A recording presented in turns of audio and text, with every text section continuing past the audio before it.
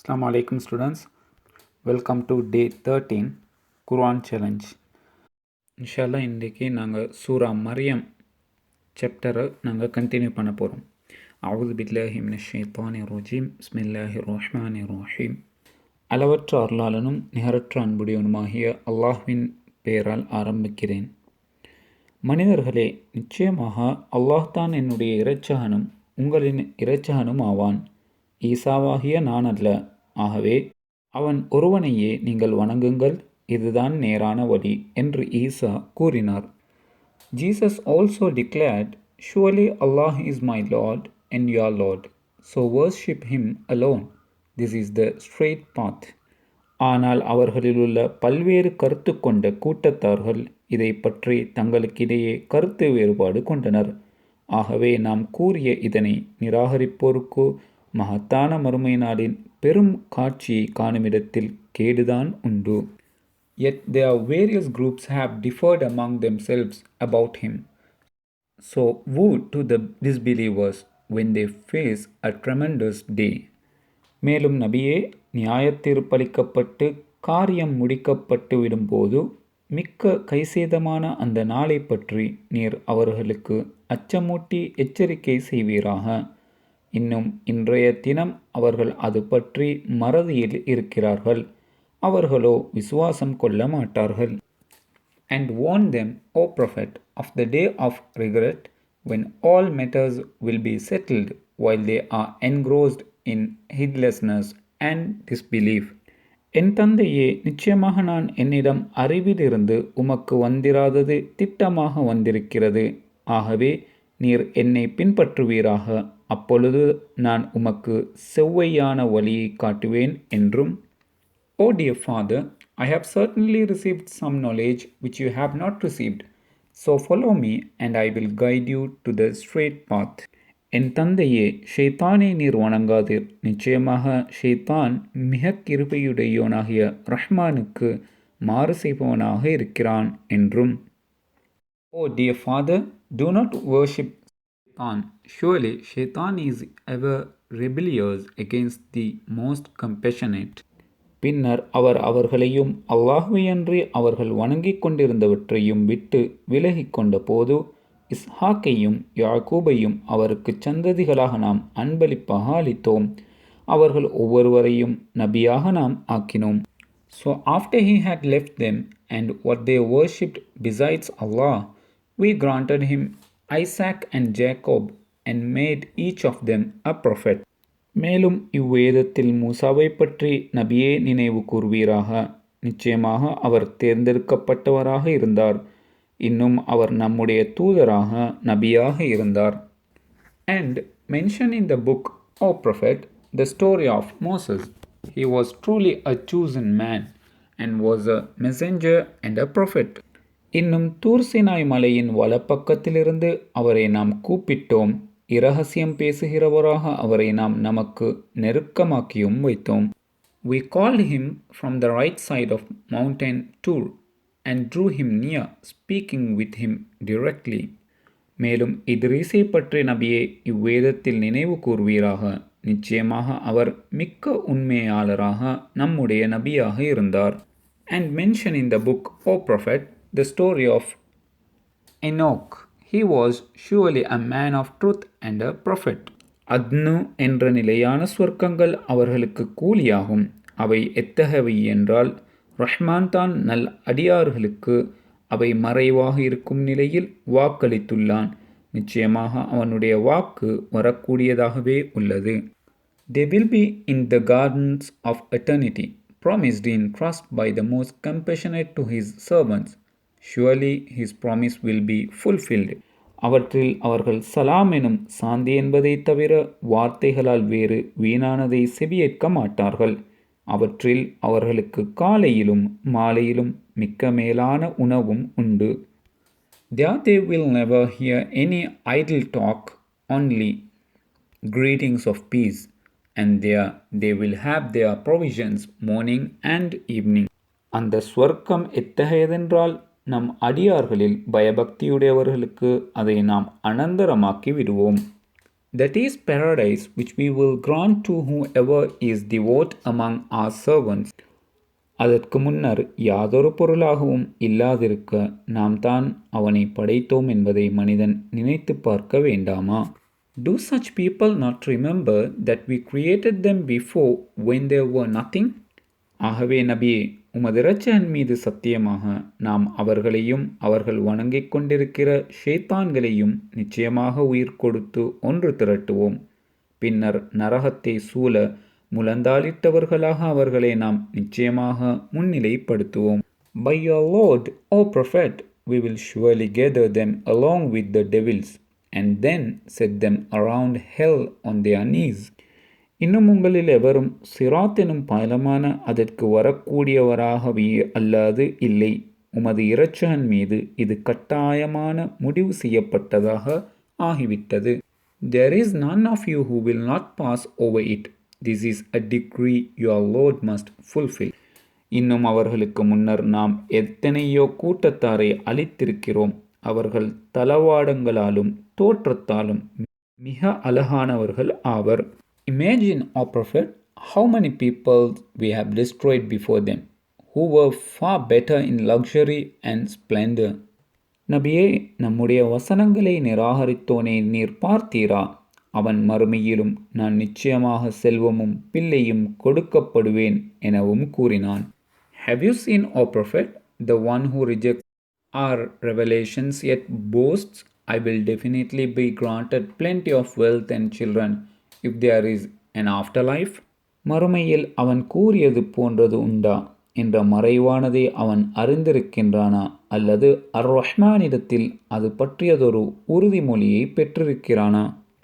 Has he looked into the unseen or taken a pledge from the most compassionate?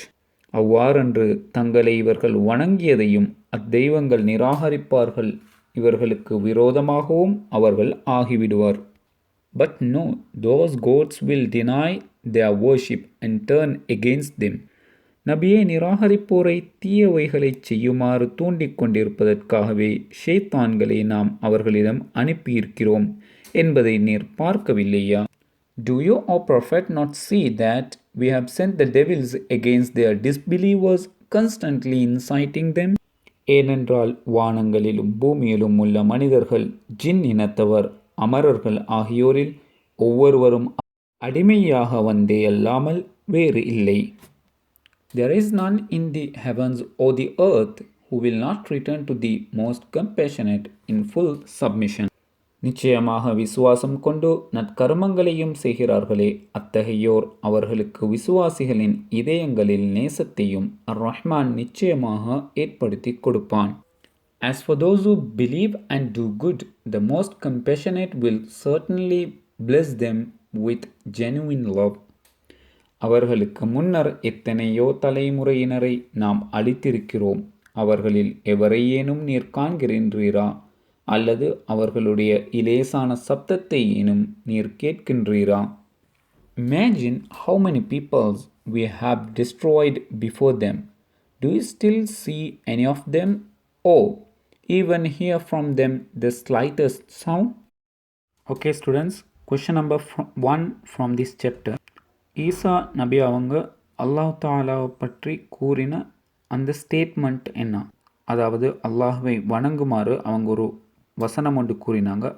அந்த complete versus என்ன? Question number 2, இந்த சாப்டரில் completely எத்தனை நபிமார்களை பற்றி அல்லாஹ் கூறுகிறான்? அவங்களோட பேர் என்ன?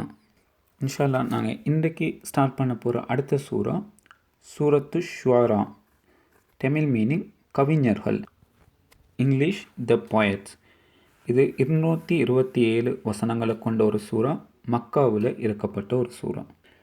அவுது பில்லாஹி மினஷ் ஷைத்தானிர் ரஜீம். பிஸ்மில்லாஹிர் ரஹ்மானிர் ரஹீம். அளவற்ற அருளாளன் நிகரற்ற அன்புடையோன் அல்லாஹ்வின் பெயரால் ஓதுகிறேன். நபியே, உம்மை விசுவாசம் கொள்பவர்களாக அவர்கள் இல்லாததன் காரணமாக துக்கத்தால் உம்மை நீரே மாய்த்து கொள்வீர் போலும்.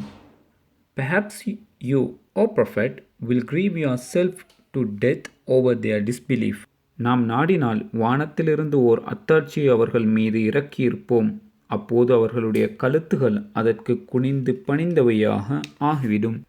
If you willed, we could send down upon them a compelling sign from the heavens, leaving their necks bent in utter submission to it. பூமியின் பால் அவர்கள் பார்க்கவில்லையா? அதில் மேலான ஒவ்வொரு வகையிலிருந்தும் பயன் தரக்கூடிய எவ்வளவோ புட்பூண்டுகளை ஜதை ஜதையாகவே நாம் முளைப்பித்திருக்கின்றோம். Have they failed to look at the earth to see how many types of fine plants we have caused to grow in it? நிச்சயமாக இதில் அத்தாட்சி இருக்கின்றது. எனினும் அவர்களில் பெரும்பாலோர் விசுவாசம் கொள்வோராக இருக்கவும் இல்லை. Surely in this is a sign, yet most of them would not believe. நீர் செய்த கொலை செயலையும் செய்தீர், மேலும் நீர் நன்றி மறந்தவர்களில் உள்ளவராகவும் இருக்கின்றீர் என்றும் ஃபிரௌன் கூறினான். Then you did what you did, being utterly ungrateful. அதற்கு நான் அந்நேரத்தில் அறியாதவர்களில் ஒருவனாக இருந்த நிலையில் அதனை நான் செய்தேன் என்று மூசாவாகிய அவர் கூறினார். Moses replied, I did it then lacking guidance. மேலும் குழந்தை பருவத்தில் என்னை நீ வளர்த்து பரிபாலித்த அது என் இனத்தாராகிய இஸ்ராயேலினை மக்களை நீ அடிமையாக வைத்து கொண்டிருக்கும் நிலைமையில் என்னையும் அடிமையாக்காது நீ எனக்கு சொல்லிக் காண்பிக்கக்கூடிய ஓர் அருட்கொடையே ஆகும் என்று கூறினார். How can that be a favor of which you remind me when it was only because you have enslaved the children of Israel? அதற்கவன் என்னை அன்றி மற்றதனையும் வணக்கத்திற்குரிய நாயனாக நீர் எடுத்துக்கொண்டால் நிச்சயமாக நான் உம்மை சிறையிடப்பட்டோரில் ஒருவராக ஆக்கிவிடுவேன் என்று கூறினான். Pharaoh threatened, if you take any other gods besides me, I will certainly have you imprisoned.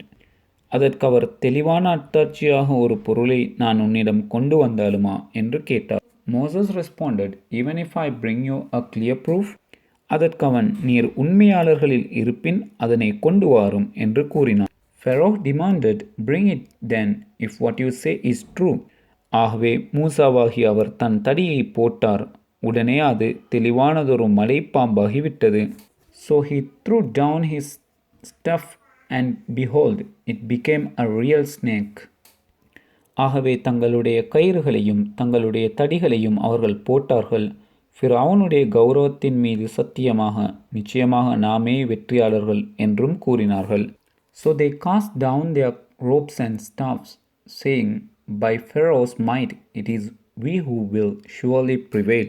பிறகு மூசா தன் தடியை போட்டார். அப்பொழுது அது அவர்கள் பொய்யாக செய்திருந்தவற்றை விழுங்கியது. Then Moses threw down his staff and behold, it devoured the objects of their illusion. அப்பொழுது இதனை கண்ட சூனியக்காரர்கள் சிரம் பணிந்தவர்களாக கீழே வீழ்த்தப்பட்டனர். So the magicians fell down prostrating. நிச்சயமாக மூசாவை விசுவாசம் கொண்டவர்களில் முதலாம் அவர்களாக நாங்கள் இருப்பதினால் எங்கள் இரட்சகன் எங்கள் குற்றங்களை எங்களுக்கு மன்னித்து விடுவான் என்று நிச்சயமாக நாங்கள் ஆதரவு வைக்கிறோம் என்று கூறினார்கள். We really hope that our Lord will forgive our sins as we are the first to believe. சூரியன் உதிக்கும் நேரத்தில் ஃபிரௌனின் கூட்டத்தாராகிய அவர்கள் அவர்களை பின்தொடர்ந்தனர். And so they pursued them at sunrise. இவ்விரு கூட்டத்தினரும் ஒருவரையொருவர் கண்டபோது நிச்சயமாக நாம் அவர்களால் பிடிபட்டு விடுபவர்கள் தாம் என்று மூசாவுடைய தோழர்கள் கூறினார்கள். When the two groups came face to face, the companions of Moses cried out, we are overtaken for sure. அதற்கு ஒருபோதும் இல்லை, நிச்சயமாக என்னுடன் என்னுடைய இரட்சகன் இருக்கின்றான், இதிலிருந்து ஈடேறும் வழியை நிச்சயமாக எனக்கு அவன் காட்டுவான் என்று மூசாவாகி அவர் கூறினார். Moses reassured them, absolutely not, my Lord is certainly with me, he will guide me. அப்போது நீர் உம்முடைய கைத்தடியினால் கடலை அடிப்பீராக என மூசாவின் பால் வஹி அறிவித்தோம். அவர் அடிக்கவே அது பிளந்து விட்டது. ஒவ்வொரு பிளவும் பெரும் மலை போன்று ஆகிவிட்டது. So we inspired Moses, strike the sea with your staff, and the sea was split. Each part was like a huge mountain. மூசாவையும் அவருடன் இருந்த அனைவரையும் நாம் காப்பாற்றிக் கொண்டோம். And delivered Moses and those with him all together. In the chapter kana questions students, so I'll continue from last question number 3 here. அல்லாஹ் ஒரு இடத்துல சொல்கிறான், நிச்சயமாக இதில் அத்தாட்சி இருக்கிறது, எனினும் பெரும்பாலானோர் விசுவாசம் கொள்ளாமல் இருக்கிறார்கள் என்று சொல்கிறான். அதை எதை பற்றி சொல்லிட்டு அல்லாஹ் அந்த மாதிரி கூறுகிறான். Question number 4. ஃபிரவுன் மூசா அலைஹிஸ்ஸலாம் அவர்களிடம் அத்தாட்சியை ஒன்றை கொண்டு வர சொன்னபோது மூசா அலைஹிஸ்ஸலாம் அவர்கள் கொண்டு வந்த அத்தாட்சி என்ன? Question number 5. மூசா அலைஹிஸ்ஸலாம் அவர்களது கூட்டம் நிச்சயமாக நாம் அவர்களால் பிடிபட்டு விடுபவர்கள் தாம் என்று கூறிய போது மூசா அலைஹிஸ்ஸலாம் அவர்கள் கூறிய மோட்டிவேட்டிங்கான பதில் என்ன? ஜஸாக்கல்லாஹு ஹைரன். Thank you very much students.